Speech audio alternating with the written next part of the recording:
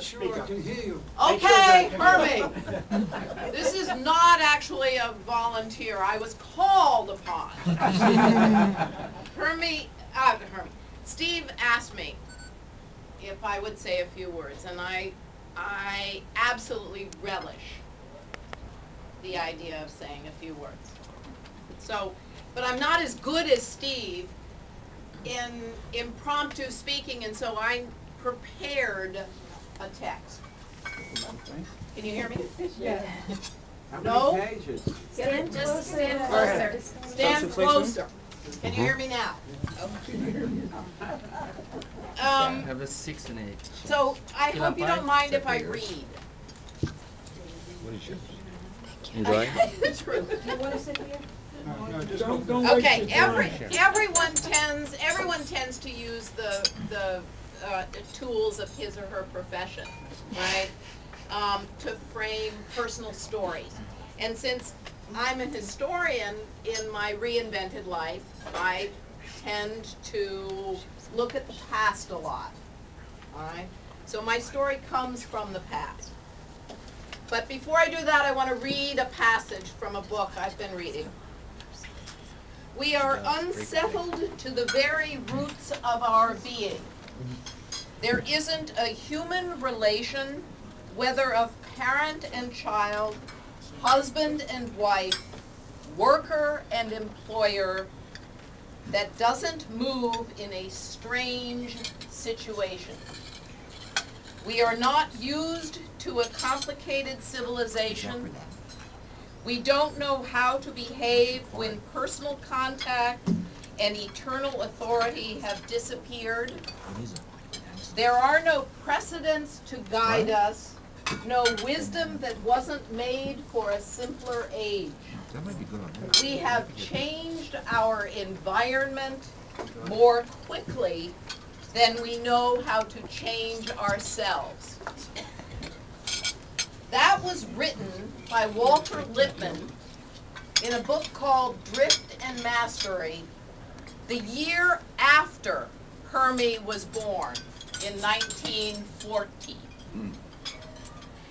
So if what Lippmann wrote then was true, I think we can also say certainly that it is as true today as it was then.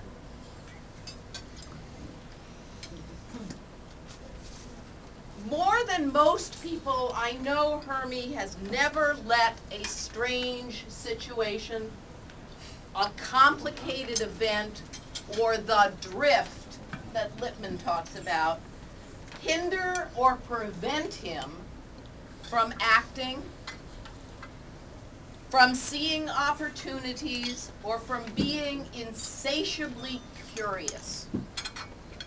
So I have a Herman story. I found, as an archivist, I found in my archives a note that Herman wrote to me when I graduated from high school.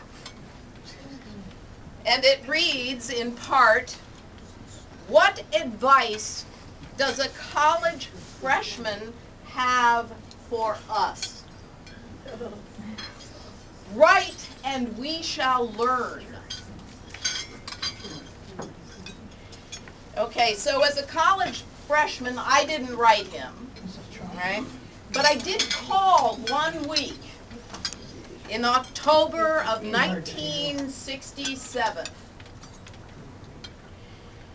And I said, I want to spend the weekend with you. I had been in Vermont. I was a big fish in a little pond, and there I was in college, and I was terrified, and here was my family, okay? So I wanted to spend the weekend at Yvette and Hermes. So that Friday, I took a bus to 402 Ogden Avenue. But I didn't spend the weekend in Teaneck because Herman and Yvette and Betty and Eli Goldenson, who wish that they could be here tonight, and me, and 75,000 to 100,000 people went to Washington that day.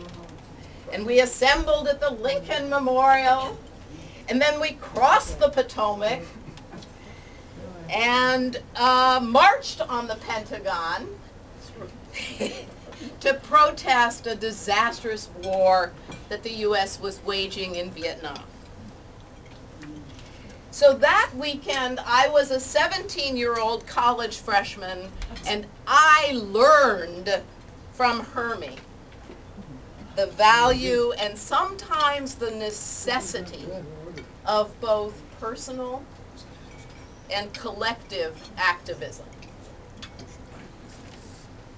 40 years later, okay, last summer in fact, Herman, with others, spent many a Sunday morning in the Adirondacks working for peace as he protested another disastrous war that the U.S. was waging in Iraq. Yeah.